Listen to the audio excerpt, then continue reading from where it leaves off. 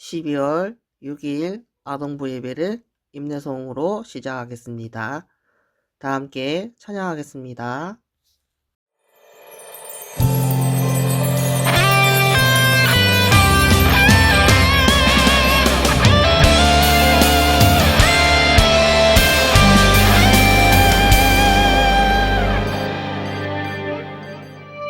우리 지금 성령님을 환영합니다. 내 맘에 지금 찾아오셔서 말씀해 주세요.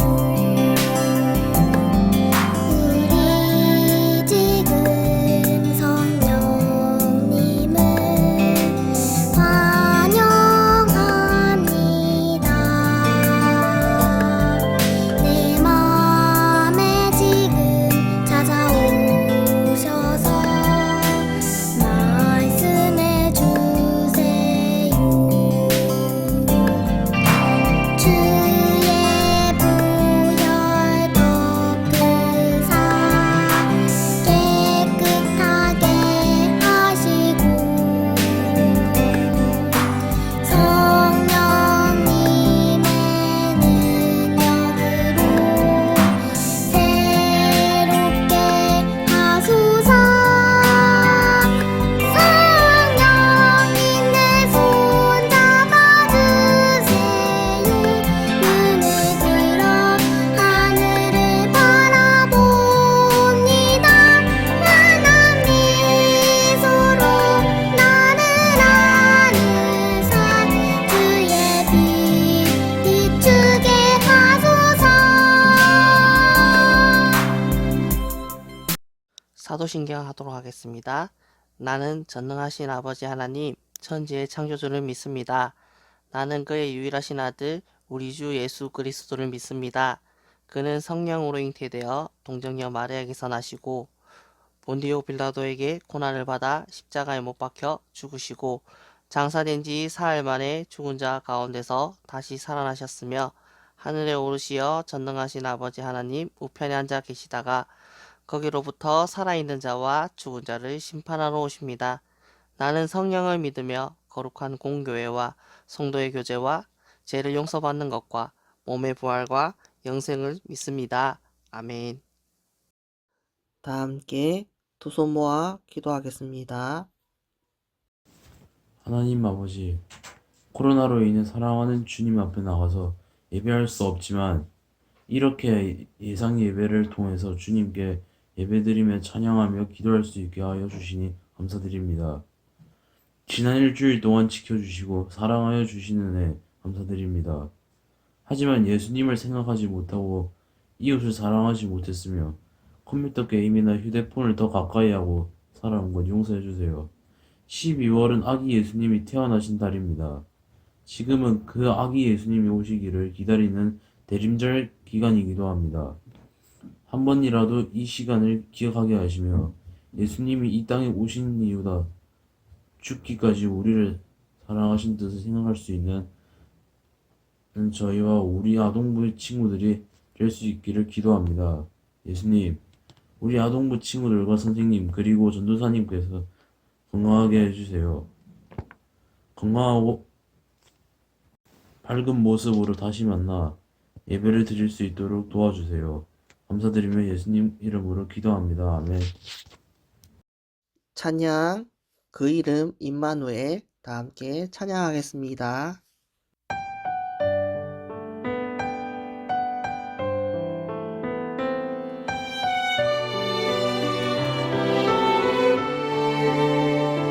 유대 땅 작은 마을 베들레헴에 사람의 몸을 입고 아들로 오신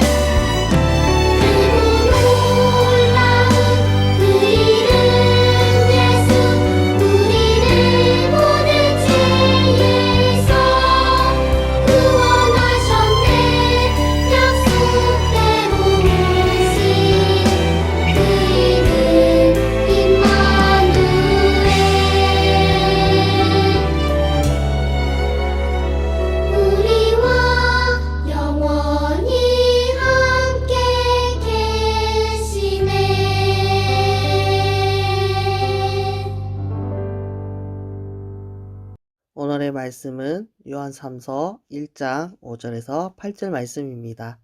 우리 한 목소리로 다 함께 봉독하도록 하겠습니다.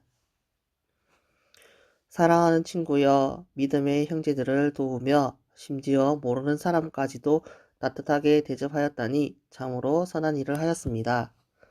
그들이 이곳 교회에 와서 당신의 따뜻한 대접과 사랑에 관해 말해 주었습니다. 하나님께서 기뻐하시도록 나그네인 그들을 계속 도와주십시오. 그들은 그리스도의 이름을 위하여 자신의 삶을 돌아보지 않고 전도 여행을 시작하였습니다. 또한 그들은 믿지 않는 사람들로부터 도움을 받지 않았습니다. 그러므로 우리가 그들을 도와야만 합니다. 우리가 직접 전도 여행을 떠날 수는 없지만 그들을 도우면서 우리 역시 진리를 위해 함께 일하는 사람이 되는 것입니다. 아멘. 오늘의 말씀은 함께 도우며 하나님을 위해 일해요 라는 제목으로 말씀을 전하고자 합니다. 우리 친구들 먼저 인사 나누겠습니다. 샬롬. 주님의 평강이 여러분과 함께 하기를 소망합니다. 우리 친구들 한 주 잘 보냈나요? 어느덧 12월입니다. 2020년의 마지막 달이네요. 한 해를 되돌아보고 예수님의 탄생을 기억하며 대림절 기간을 함께 보내고 있을 텐데 다시금 코로나19의 재확산으로 인해 우리가 함께 모여 예배를 드리지 못할 것 같습니다. 다시 영상 예배를 통해서 또 예배를 드릴 텐데 우리 영상 예배 잘 드렸으면 좋을 것 같아요. 그동안 우리 좋은 모습으로 다시 만날 그날까지 기도하고 또 건강에 유의했으면 좋을 것 같습니다. 지난주 말씀 간략하게 살펴보고 오늘 말씀을 전하도록 하겠습니다. 지난주 말씀은 내 사랑을 받아주겠니? 라는 제목으로 말씀을 전했어요. 뭔가 제목부터 고백적이죠? 우리 지난 말씀을 기억해 보았으면 좋겠습니다. 먼저 친구들에게 몇 가지 질문을 던졌어요. 질문에 대해 곰곰이 생각해 보았으면 합니다. 내가 가족 또는 다른 사람들에게 사랑을 받고 있구나 라고 느껴본 적이 있나요?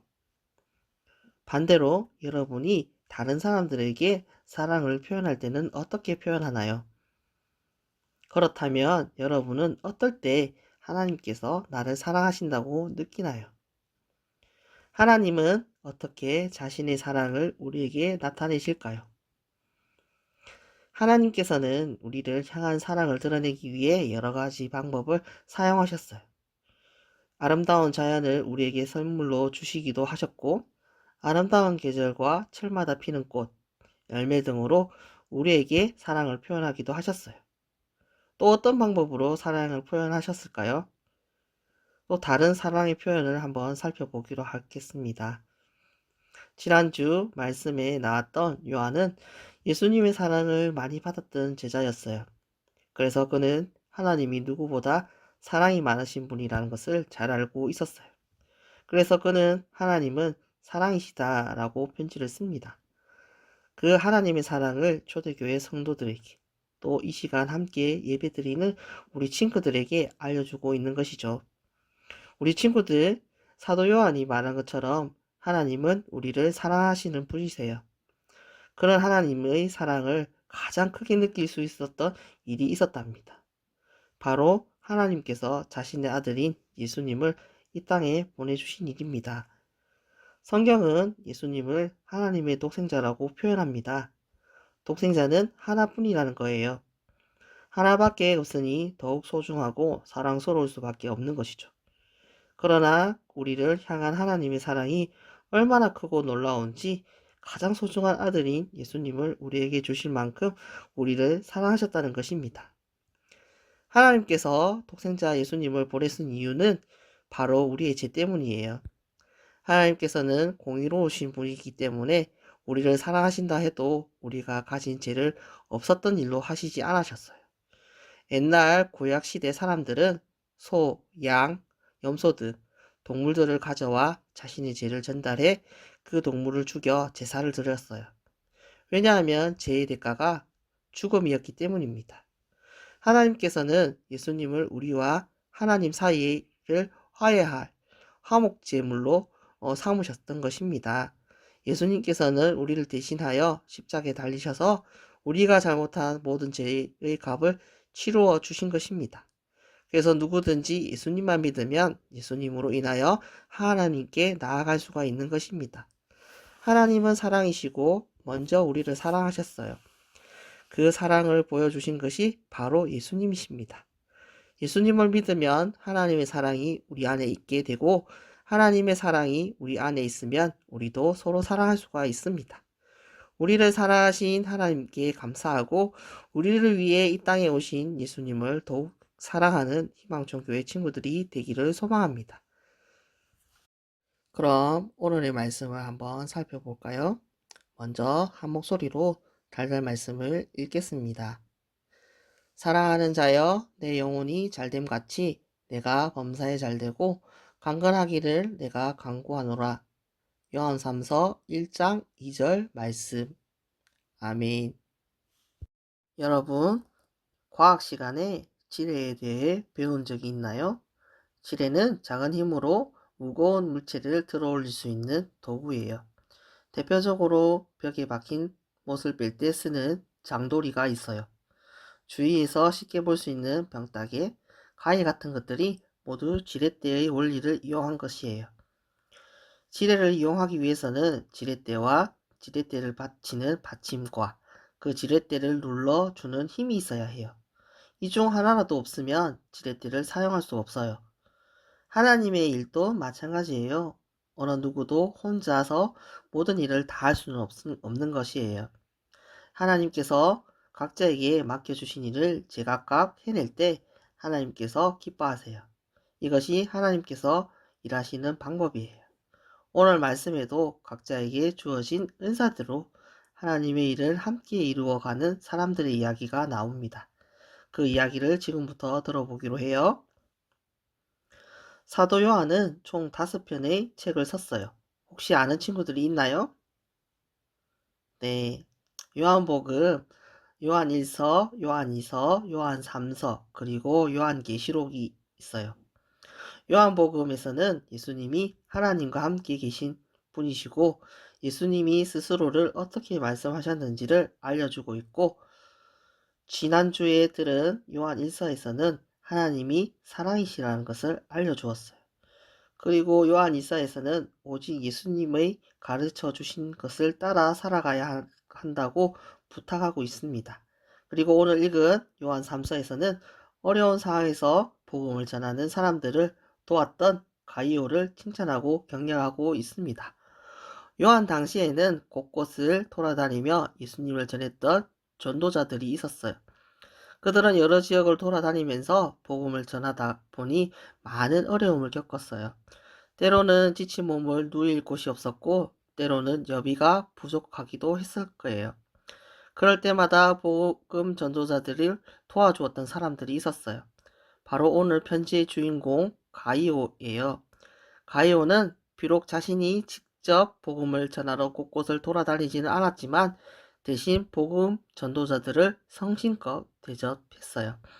그들에게 친절하게 대했을 뿐만 아니라 그들이 묵을 곳도 해결해주고 맛있는 음식도 대접했어요. 한두 번도 아니고 많은 복음 전도자들을 대접하기 위해서는 돈도 많이 들고 신경도 많이 쓰였을 거예요. 그럼에도 가이오는 한 번도 불평하지 않았어요. 이 소식이 사도 요한에게까지 전해졌고 요한은 마음이 너무 기뻤어요. 자신이 복음을 전했던 가이오가 믿음대로 실천하는 멋진 그리스도인이 되었기 때문이에요. 그래서 요한은 가이오에게 편지를 썼던 것입니다. 이 편지를 함께 읽어볼까요? 사랑하는 이여, 나는 그대의 영혼이 평안함과 같이 그대에게 모든 일이 잘되고 그대가 건강하기를 빕니다. 친구들이 와서 그대가 진리 안에서 살아가는 모습 그대로 그대의 진실성을 증언해 주었을 때 나는 매우 기뻤습니다. 더불어 사도 요한은 가이오에게 앞으로도 복음 전도자들을 계속 도와줄 것을 당부했어요.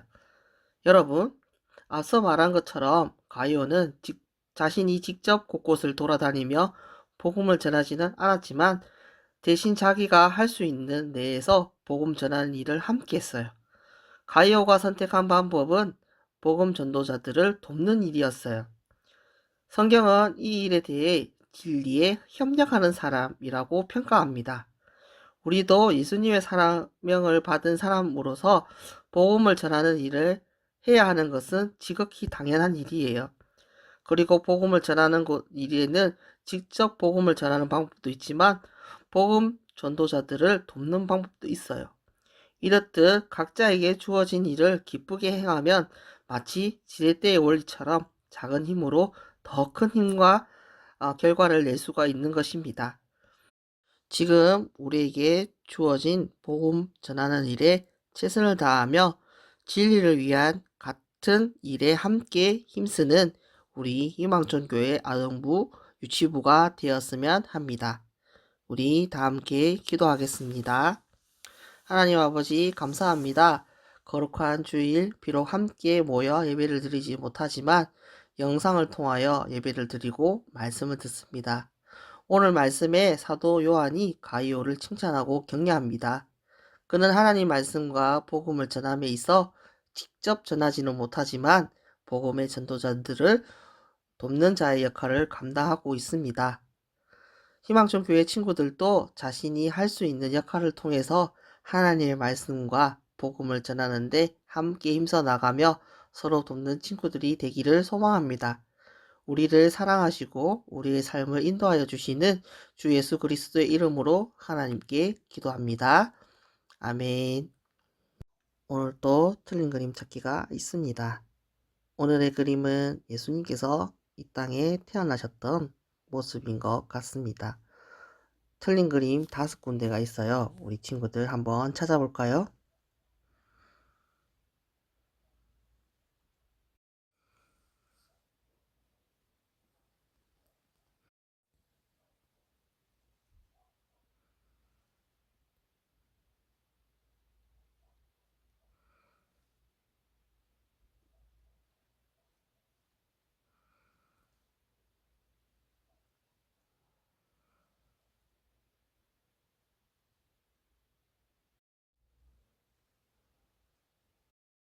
다 찾았나요, 친구들? 못 찾은 친구들이 있으면 다음 주에 또 틀린 그림 찾기가 있으니 그때 다시 도전해 보기로 하고 우리 정답 그림 한번 확인해 볼게요. 오늘의 예배를 주기도문으로 마치도록 하겠습니다. 하늘에 계신 우리 아버지, 아버지의 이름을 거룩하게 하시며 아버지의 나라가 오게 하시며 아버지의 뜻이 하늘에서와 같이 땅에서도 이루어지게 하소서.